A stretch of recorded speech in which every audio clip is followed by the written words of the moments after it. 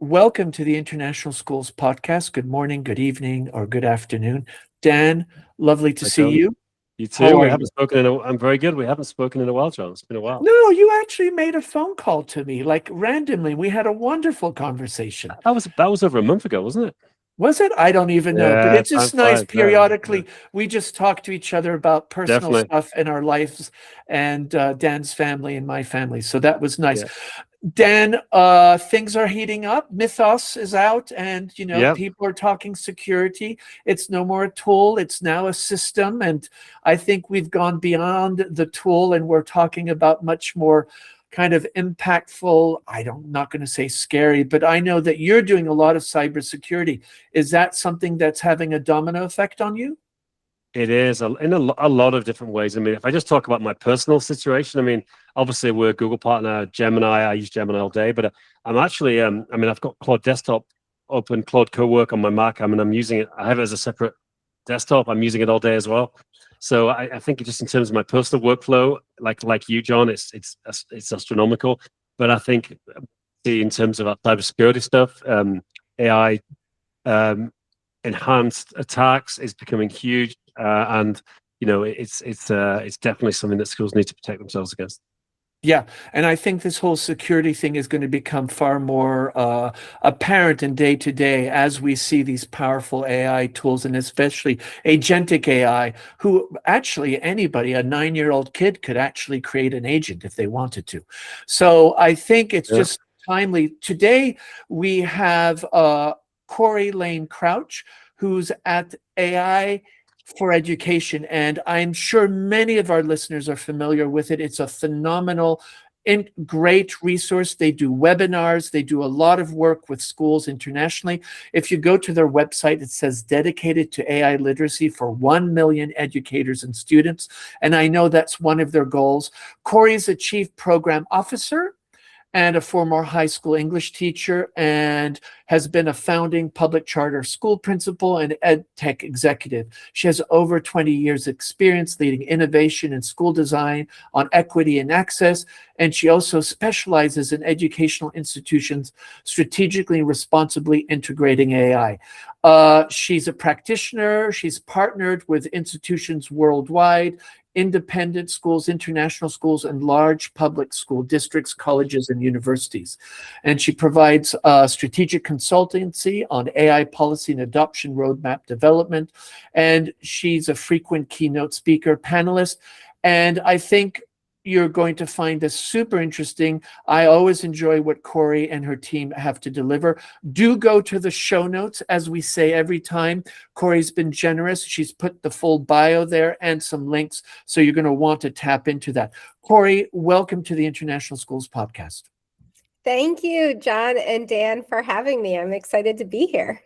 So I think one of the things, Corey, because AI for Education, maybe give us a quick little Twitter overview, but then really what we'd like to do is for you working across schools and wider edtech ecosystems, what feels most important to understand about this moment in AI and education right now?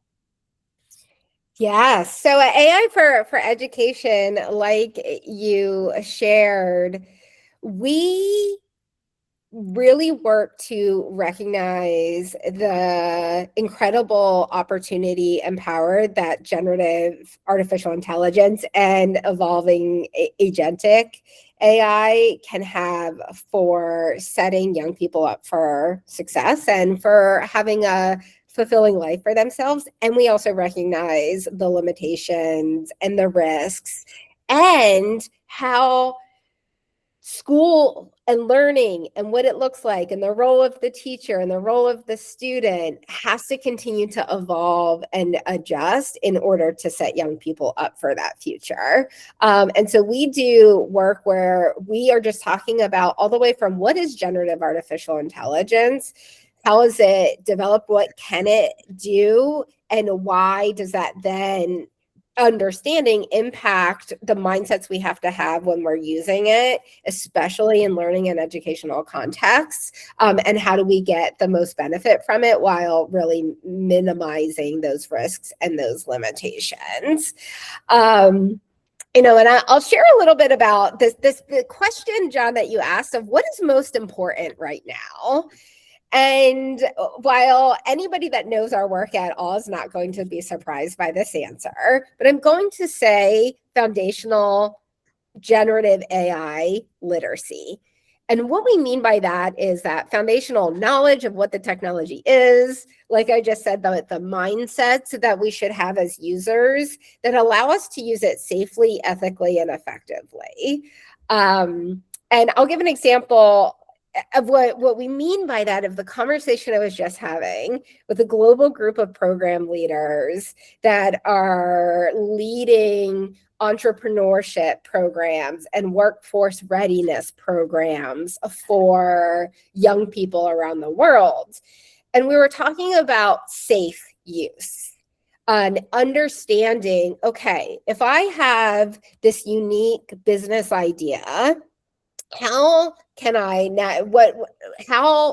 navigate using generative AI to really build on that creative idea and to really, think through how might I turn this into a business.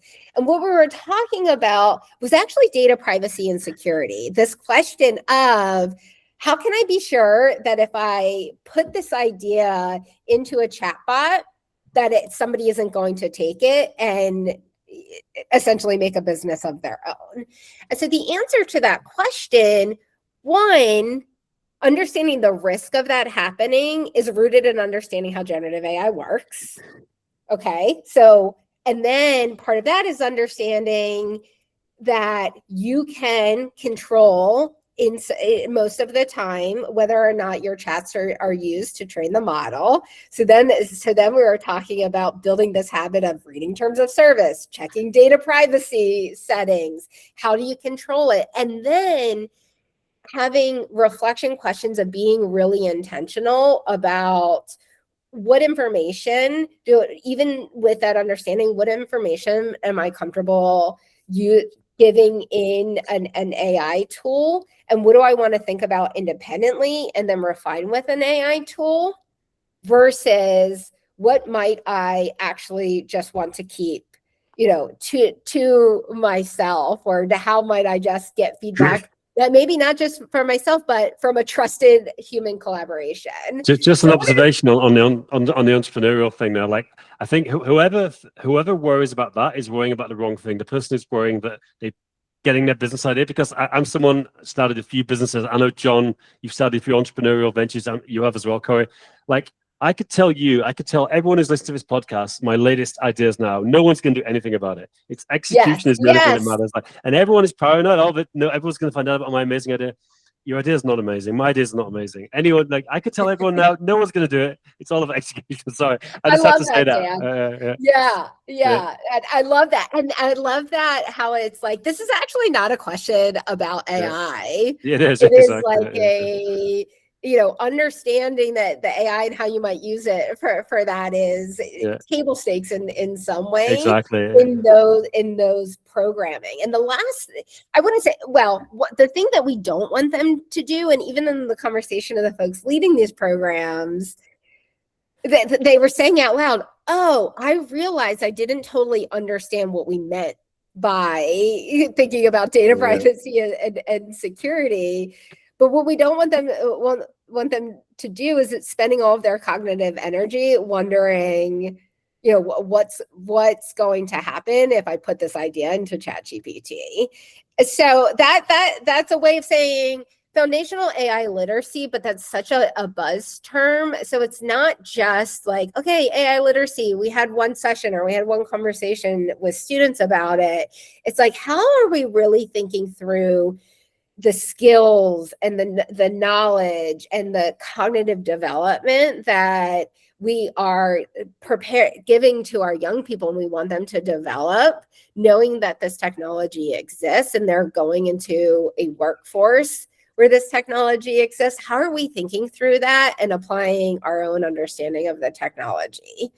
I think it's really interesting the way you were describing as you were telling us kind of, it is more you've shifted away from AI being a technology to actually being a system.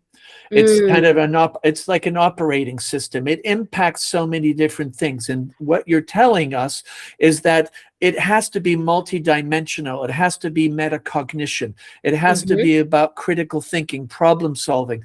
All these different components are part of the narrative that you have to engage with when you open up Claude or Gemini or whatever you decide to do, because there is the quick transaction, but that's really not that important. It's about what does this really bring to us that changes the way we're almost interacting as human beings with our ideas, our beliefs, our values, and our knowledge. So I think this is really important. The way you emphasize is that foundation literacy is not how do you prompt well. And I think sometimes we get caught up in the tools, and that's kind of the, if you thought of a hierarchy, a Maslow's hierarchy, prompting tools would really be kind of at the bottom. But what you're describing is really at the top. The metacognition, the thinking, and the really understanding this foundation has so many pillars to it that you really have to engage with. When you look at the wider AI and education ecosystems, and you're really working with a lot of different schools, and I love this idea that you want to reach 1 million people. What are you noticing is changing now in classroom practice, but also the way schools operate, make decisions, and kind of imagine the future? Or is this not yet happening?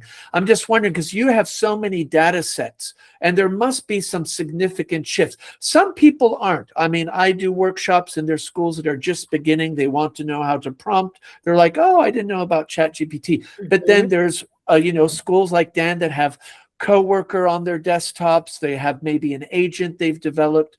I'm just curious, where are we with this from what you're observing?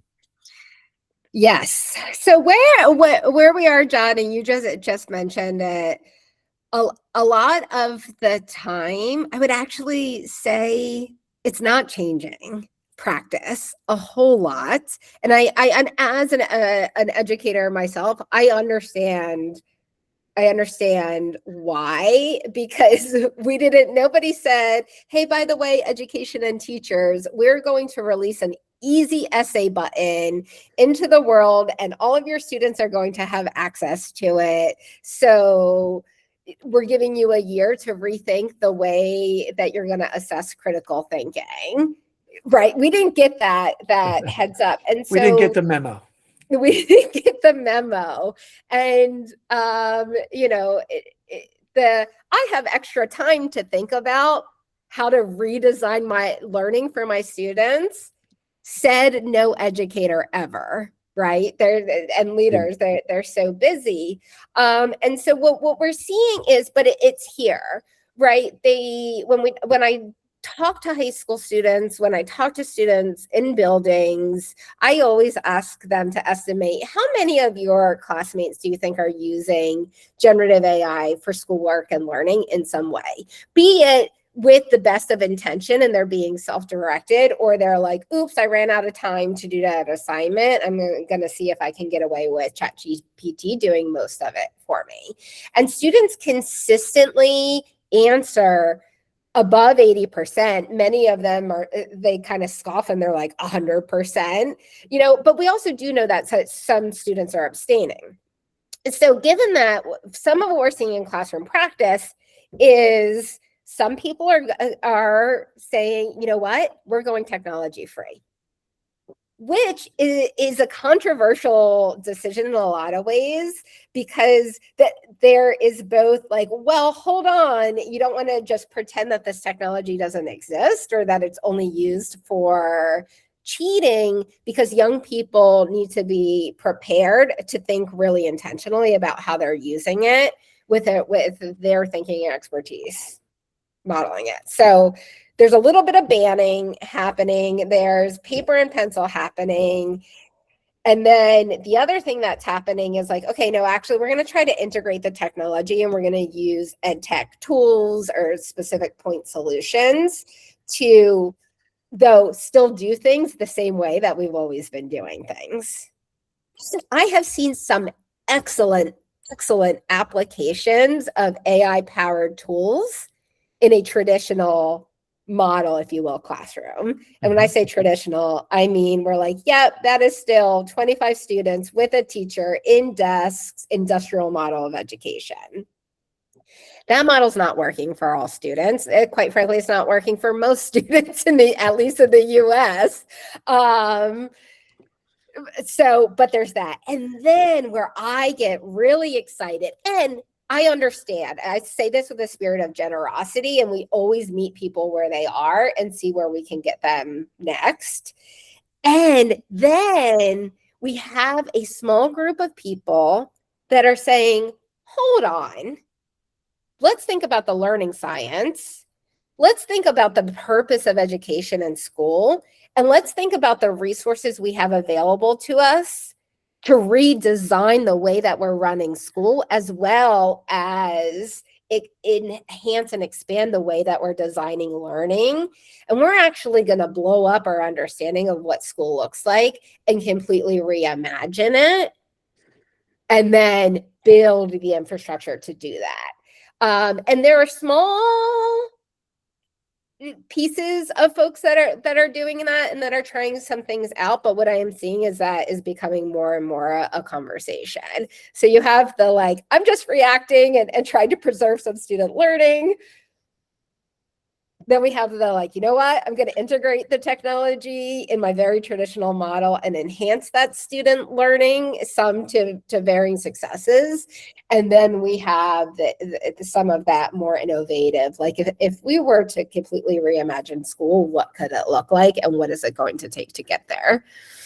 Do you feel, describing those three kind of profiles, do you feel, because if you are, reading and listening and seeing how fast things are changing. I mean, we have now an AI that has actually not been released because it has too many potential negative, opportunities to really damage things. So now it's that's partly a marketing exercise, I think. I know, of course, but there's always the marketing. But with that, there has to be something that makes them a little uncomfortable. But my question is, if things are accelerating, and of course, and Dan, thank you, the hype is really important. We know there's a lot of hype. They have to sell. They're borrowing and investing a lot of billions of dollars. At some point, is there a point of no return? And if you're just sitting and saying, I'm going to ban it, or I'm going to try it, but I'm going to keep the desk, I'm going to have my whiteboard, interactive whiteboard, and I'm going to do still the traditional. I'm just wondering, as an organization that's going out there working with actually hundreds of thousands of people, is there a point where you're saying, guys, red flag, we need to, there's no more time? Or is that just overreacting?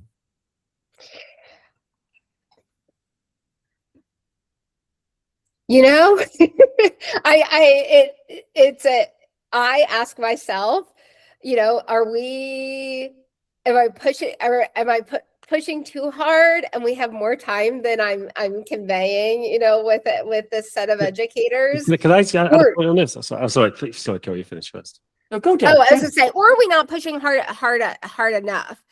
But something I'll say, and then Dan, I want to hear your thoughts, is what we were talking about earlier is this is actually not a tool. To me, it is not a tool in a technology conversation. It is a learning design conversation and a consistently asking ourselves, what is the purpose of school conversation? And when we can take it back to that, because to me, the way the technology is moving and what it's capable of doing, if we have young people that are critical, independent thinkers that have an entrepreneurial understanding and design thinking understanding, not because they're all going to start their own businesses, but they're able to say, what is the thing I'm trying to solve for? What are the resources that I have available to me? And how do I use my own thinking and my collaboration and community with others in order to take these resources available to me and solve this problem or create this value? Then that will continue. That thought process will always be true, regardless of where the technology goes. Yeah, is my provocation hypothesis. Great, yeah. I was going to add. You were talking about perfection. Are you not doing enough, or should you do more? And I think, I think you should do more. I think there should be more Corys out there working with schools. I think it's so critical. I'll just give you a couple of examples. I mean, there's a big difference between AI for younger students, where you've got to be careful. You want to develop critical thinking, and then when you talk about sort of high school leavers, that's what I want to talk about, because if you look, I don't know if you guys have seen that. I started off my career as a management consultant, believe it or not. I used to work for Deloitte, and I had an interview with McKinsey, which is really impressive. And they turned me down before you get impressed. But McKinsey now has completely redone their interview process. It's all AI. They've got their own AI model called Lily. The interview taker has to solve AI cases. The Boston Consulting Group, another big one. Now, and I've heard of a lot of, I mean, because most kids that go to international school, they're going to get jobs. I mean, some are going to start businesses, and maybe more and more. I hope more do. I hope more, but most are going to get jobs. And now, the biggest kind of bloodbath in hiring is at the entry level positions, graduate level. Yes. Companies using AI. So people who apply for jobs now, and this is just a start. I think this is going to get 100 times worse. They have to show, I'm a 10x person. I'm so powerful with these tools. I've got superpowers. I'm not just going to be an entry-level graduate doing spreadsheets. I'm going to do all these things. And like I mentioned, John, I think you just dropped off, but McKinsey, they've changed their whole interview process to be AI first. You know, they give someone an AI tool and say, solve these business cases. So I think that it's kind of slightly diverse what you were saying, but I think especially at the high school level, I think it's so critical for students to be super AI literate, because it's going to be the world. You know, they're not going to get a job. You know, quite simply. Dan, to that, I agree, because also to that point, and this is a challenge for educators and for, again, learning and school design, and I see the path forward. We have to assume that all students, let's just mental exercise, all students have access to the powerful foundational models. That means that they also have access and can learn how to vibe code and build agents and build their own agent. And our responsibility is to think to ourselves, in that world, what do they have to be able to do in order to, just have a job, in order to be hireable once they, leave secondary, and I think post-secondary, right, has to grapple with this as well. And like, how are we going to scaffold and build them toward that? And look, high school English teacher, it pains me to say, if all we're doing in high school literature courses and high school language courses is put all your devices away and write a 5-paragraph essay, with your pen and paper, then we are missing the mark. Now, do I believe that organizing your thoughts in the form of a written argument has value for student learning? 1,000%. But the purpose of that is not the end product of the essay.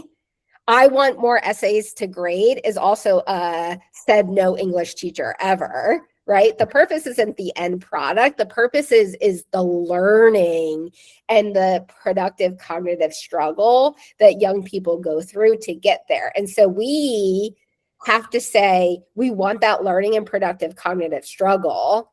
What does that look like with students also using AI and the product looks entirely different. And also their metacognition and reflection looks entirely different. Yeah, I think it's interesting because both of you are really talking about this idea of AI skills literacy and being able to really leverage that tool in ways that maybe traditional education cannot. one of the things that you actually as an organization have talked about, Corey, and I would love to hear that, and I think Dan is really alluding to that in the sense that McKinsey now gives them an AI tool to solve problems, is that we're actually not wanting people to be AI literate. We want them to have an AI fluency. And what is the difference? Because to me, AI literacy is like, you know how to use ChatGPT, you can prompt, you know that you have to iterate and get an answer back. But what does fluency mean? Because I think what McKinsey's looking, or if Dan was hiring somebody, he wants more than people just using it as a transactional tool. He wants to see the fluency that they have and bring to the table as he considers to hire them. And I know you even did a webinar about that. So I'm just curious if you can give us what your organization is kind of trying to get people to shift in their thinking between AI literacy to AI fluency. Absolutely. And I'm going to pull back the curtain a little bit here because it is an internal conversation that we're having about what is that transition from literacy to fluency that it looks like. And we've talked quite a bit about, and I know we'll share a few weeks ago, we finally publicly released something we had been working on for the past year and a half or so, and that's our generative AI literacy framework. And we call it our C framework, and C stands for, it's SEE, safe, ethical, and effective. And if you dive into that framework, what you'll discover is that it's really about the overlap of those safe, ethical, and effective practices and a thinking routine that you're just naturally doing as you're engaging with the tools. And that might be the current, version of Claude, Opus 4.7, or it might be, whatever tool or model or agentic builder we're going to have access to. Well, that we have access to now, but also that we have access to 6 months, 12 months down the road. And that natural thinking routine, and while it's not exactly the same, and I know some people don't love this analogy, but where do we also talk about like a baseline understanding, and then fluency is in language learning, right? And so I in my own language, say, language learning, it's this: when do you shift from translating in your head to just start to thinking in that other language? And I knew I got there that when I started dreaming in French instead of trying to translate and think about the correct conjugation and whatnot, but started dreaming and didn't have to make that internal transition. And so we think the shift from literacy to fluency in some ways is a shift from going, okay, I want to use AI in order to really think through, let's think of an example. In order to think through opening a business in the state of Colorado, what does it look like for me to do this safely? What am I asking myself? What does it look like for me to do this ethically? What am I asking myself? What tool am I going to pick? What do I have to think about for myself? Have my own ideas about the business before I use the tool, so I know it's my own thinking. What's the right prompting or input or context setting?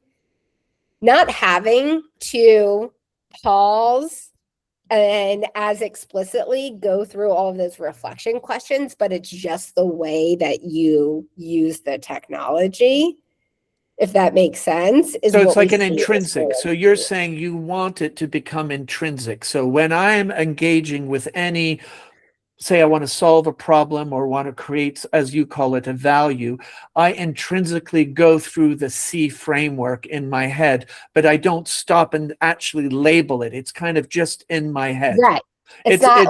Yeah. Right. You're like, I'm going to apply the C framework. No, it's just the way that I do things. So if schools struggle to move beyond this basic AI literacy and go to this idea of fluency where they're not even like having to stop and remind themselves. It's a bit like a visible thinking routine. What do you think? Is it the tool itself that's the problem, or is it more the school community, the mindset, the culture, and the leadership? Don't put me in a place to make all the school leaders mad at me. No, I'm kidding. They're used to Dan and I, right, Dan? Yeah, definitely. We haven't. They're used to it. To Look, be honest, Sean, we haven't done anything controversial for a while. We need to get more controversial again. We'll get more. Well, we'll try well, here. and here's the thing. Also, as somebody that in thinking about how to for beyond since far before generative AI, thinking about how do we leverage technology to make schools better for kids, it always boils down to the humans in the building and their vision for what that looks like, and then the mindsets and the culture that they build.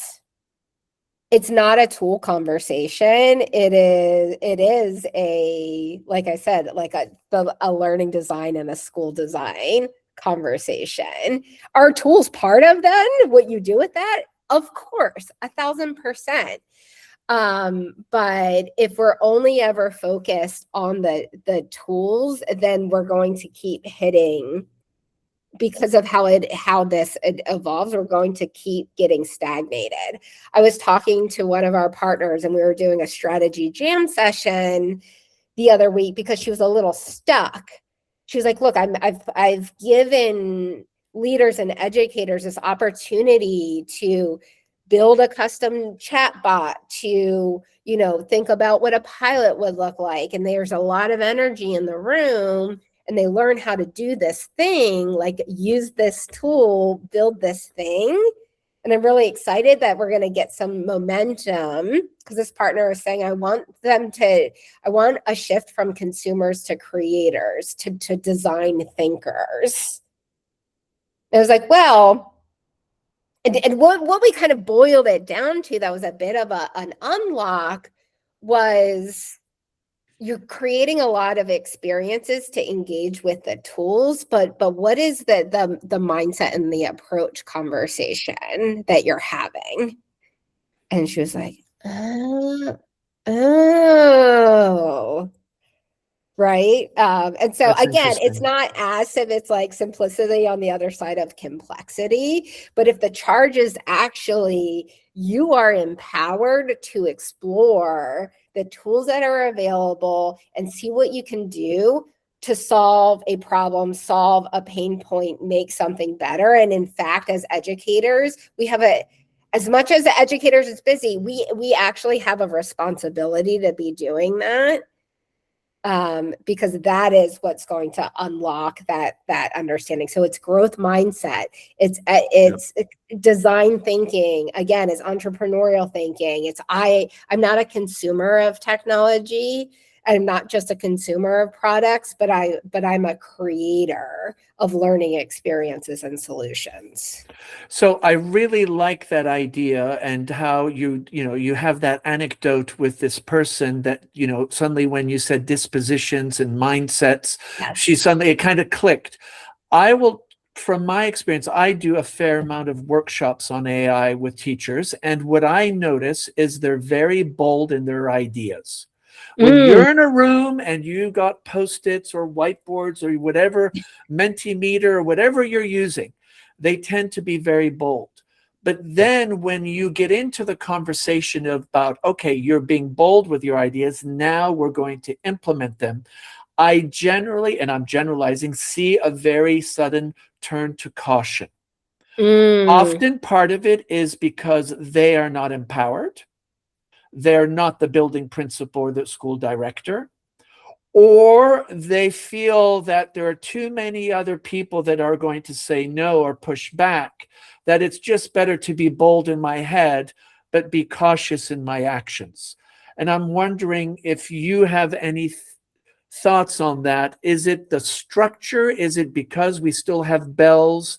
I know Dan doesn't have a schedule. He doesn't have bells. He doesn't have a morning break time.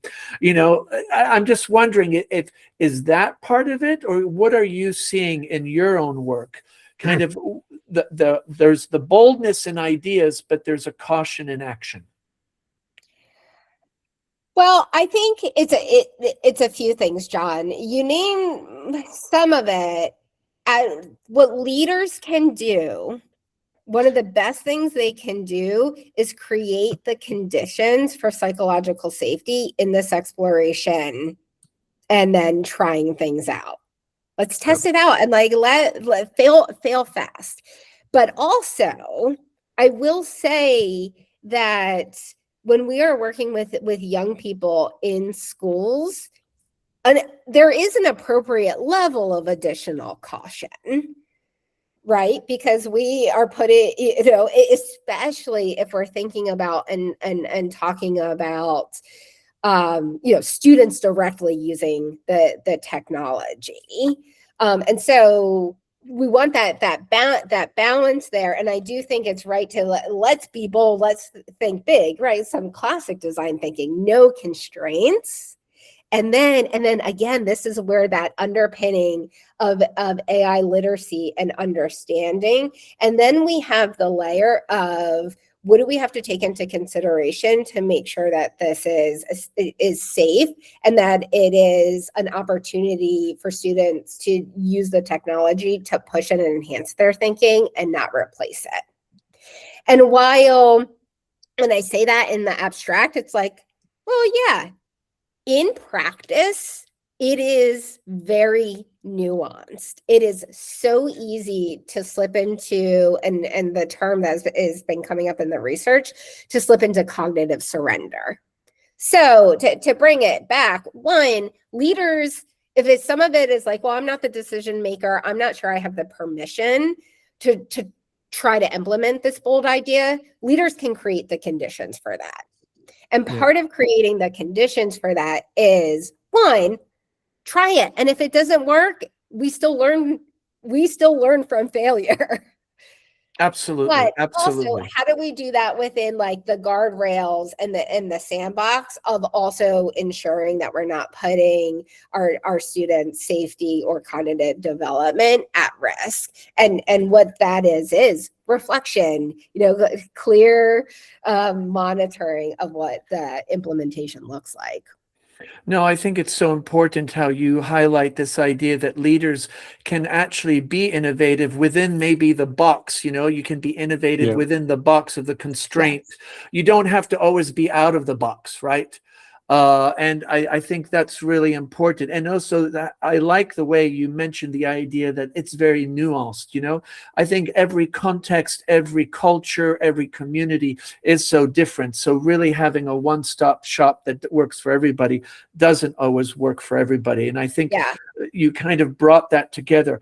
If you think, go ahead. Can please. I add before we? Yeah, of course. I want to add, give you a little bit of an example too about conditions and culture, because that does play a part. Sometimes I'm at schools and I'm talking to, and this is mostly middle school and high school, so secondary students, and I'm in focus groups with them and try getting them to real talk. And they'll say, sometimes we use AI a lot and we hide our use because what we're trying to do is get a passing grade. We're trying to turn in the thing. We want to get a good grade. That is what matters. That's what I've learned that matters. Some of it is like, I'm busy and I'm not that good at time management yet. And so here's why we're using AI to get the grade and pass and move on to the next thing and get the thing done. We have done a great job of making education transactional in a lot of ways in that way, because we understand grades, we understand products, we understand turn the work in. I was in a school this week talking to a group of high schoolers who have access to all of the tools. They have not blocked anything. And they've been really intentional in the conversation. And I have those high schoolers from 9th grade to 12th grade saying to me, oh yeah, well, we could use this Gemini to do the analysis from the lab and plot out what it could look like. But you know what? I kind of figured out, I know I can do that myself, and I wanted to see what I would get first. So I actually didn't use it that much. Or, oh, I'm preparing for my AP US history exam. And the way that I'm using it is I uploaded the rubric and I uploaded examples that are available to me on the College Board site. And then I had my draft essay and I went paragraph by paragraph and asked for feedback. But I also told the chatbot, like, don't rewrite it for me. Be critical in ways that are going to help me do this better. Very nice. And what I was hearing from those students, they had said that several of them were saying, I don't want it to do the thinking. I don't want it to do the thinking for me. I don't, and so there's some, and are they still getting grades? Are they still turning things in? Is that student still trying to pass the AP US history exam to get some early college credit? Yes, but there's something different that's happening in the conversations with students at that school that has nothing to do with AI. Yeah. And I think, if kids understand it's jumping through hoops and AI is going to let you jump through the hoops, but then when you're doing your own thing, you're thinking, no, I want to do my own thinking. What I'm seeing is that they're suddenly they understand the game, and they're saying, for this AI tool is really good. If I use it as a metacognitive tool, I ask it as a thinking partner, a critical friend, but I don't get it to do the thinking or working for me. And then they're thinking, yeah, this little essay that I have to do, I'm just going to have it do it because it's just a grade and it's a midterm and the teacher will be happy and now I can move on. I'm just really impressed to hear that's the kind of thinking that's going on, because I think that's what you've been saying is this idea of fluency is you're able to break that down and understand what are the parts that you want to leverage and what are the parts do you want to have ownership to. And I think that's really, I really like that. And I think that's so important. Now that kind of comes to our last question. What do you think are the biggest ethical risks that you're seeing as you see all these tools and educators dealing with it differently, different school districts, you're working with organizations? What does your organization are saying we really need to address, or we need to be ready for maybe these ethical risks for students and schools? And then maybe what are the opportunities because of these risks? Okay, now I'll be spicier. Maybe you all won't think that this is all that extra spicy. Guess spicier. Turn up the spice. Yeah, okay. For me, I think that the biggest ethical, let me call it the tension, and I'll talk about what the risk is that leads to it. The biggest ethical tension in using AI and these technologies and education is that people are making money off of giving kids these tools. Can they help them learn? Yes.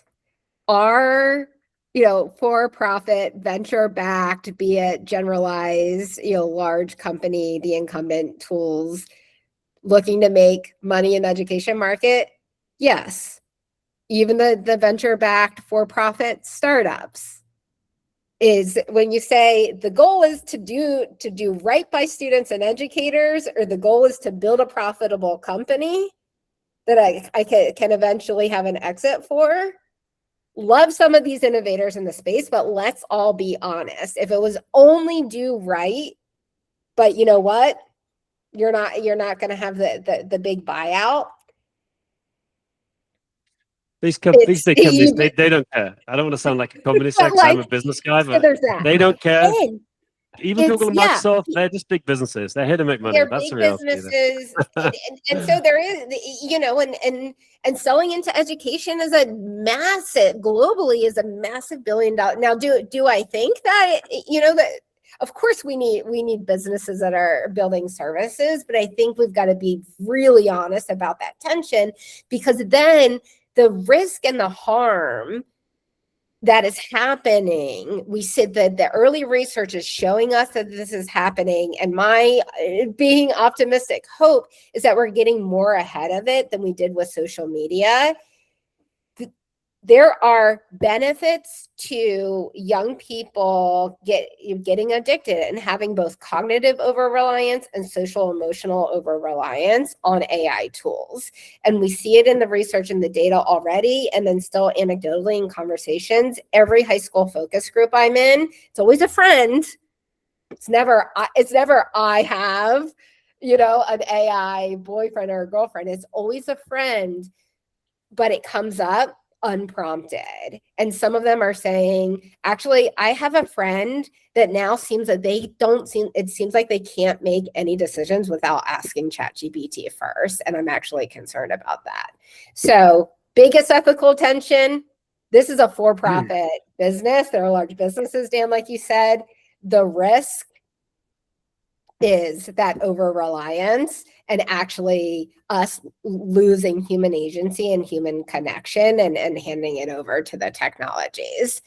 What's the solution? Well, AI literacy, of course. No, I'm kidding. It's not that simple. Yeah. But No, but I think smart.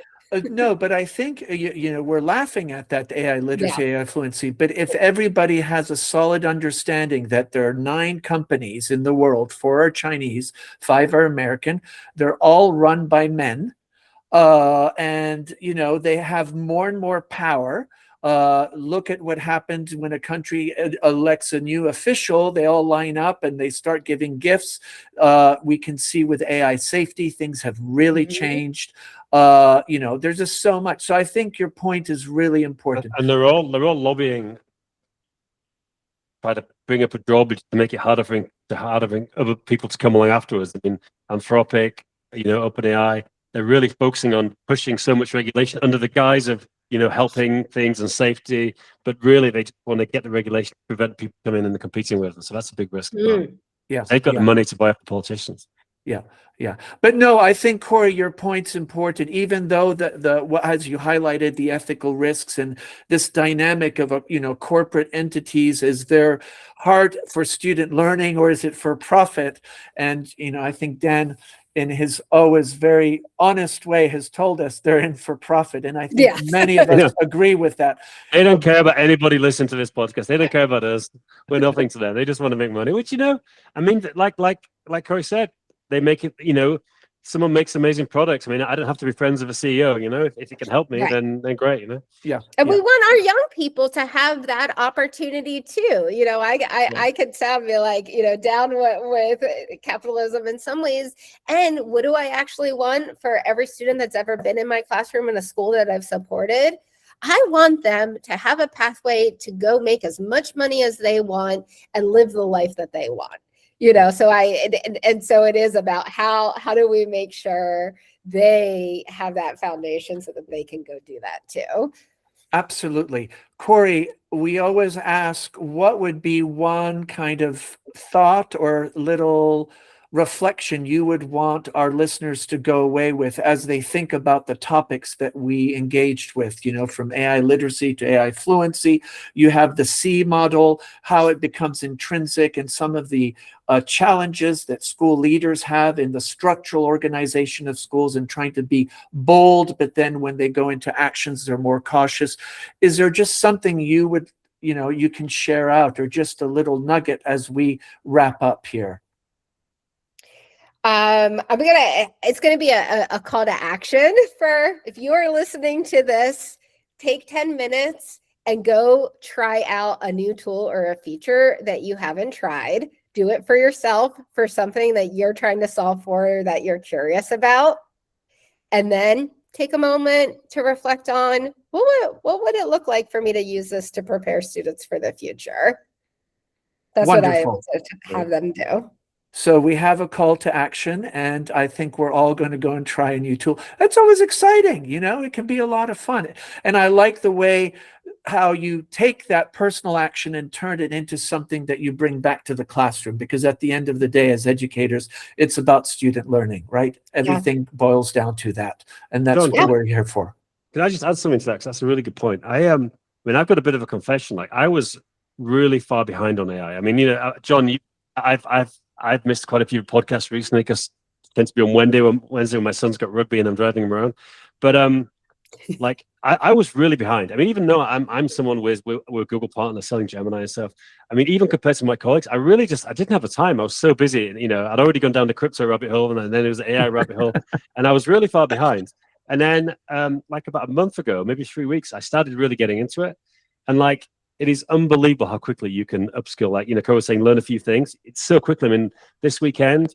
I was setting up an OpenClaw instance, and I was, I had to set up a virtual machine to run it on so it can run all the time. I was using Telegram to communicate with it, buying credits on Claude to run it. And like, I did all that in a few hours on a Saturday. And I'm coming from pretty much zero AI knowledge, like 3-4 weeks ago.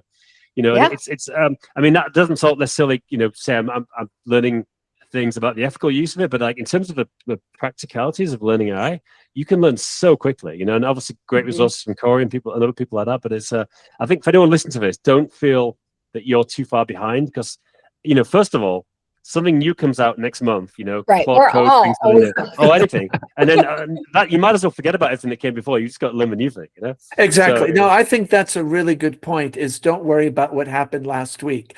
Warren Appel, that was on this podcast, always reminds us that the AI you're using today is the worst AI you'll ever use. And I think that's important. But Dan, also, what I always tell people, ask AI to tell you what you could do. If you don't know how to do it, how do I do a virtual server so I can put an OpenClaw? I mean, that's all out there.